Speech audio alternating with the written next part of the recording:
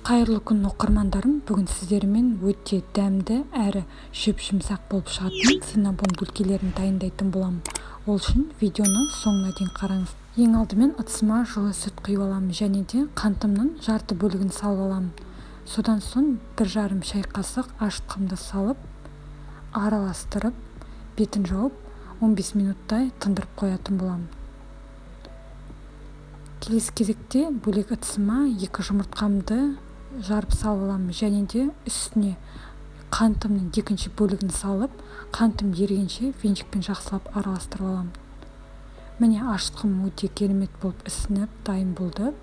Содан соң үстіне алдын ала ертіп алған сары майымды құйып араластырып, жаңа дайындап алған массамды құйып алып араластыратын боламын. Содан соң алдын ала електен өткізілген ұнымды аз-аздан сала отырып, араластырып, өте жүп-жұмсақ қамыр илеп шығамын.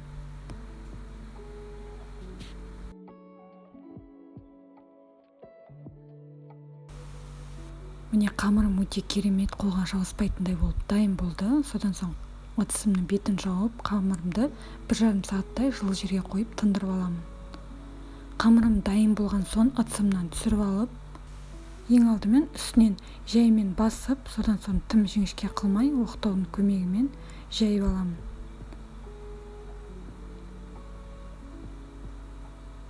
Қамырымды жайып жақсылап дайындап алған соң, еріп тұрған сары майымды қолымның көмегімен үстінен жағып шығамын. Және де қантымның үстіне макты араластырып, осы қамырымның үстіне сеуіп шығатын боламын.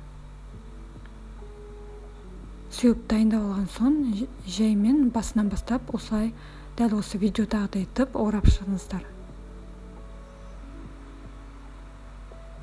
Орап дайындап алған соң, жіптің көмегімен қамырымды тіліп шығатын боламын.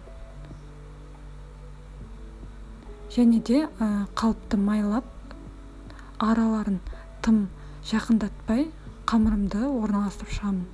Себебі ісінгенде бәрі бір-біріне тым жабысып қалмас үшін дәл осылай салып шықсаңыздар жақсы болып пісіп шығатын болады. Дайындап алған соң 180 градуста 30 минут пісіріп аламыз. Міне бөлкелеріміз де дайын болды, өте әдемі әрі дәмді болып шықты.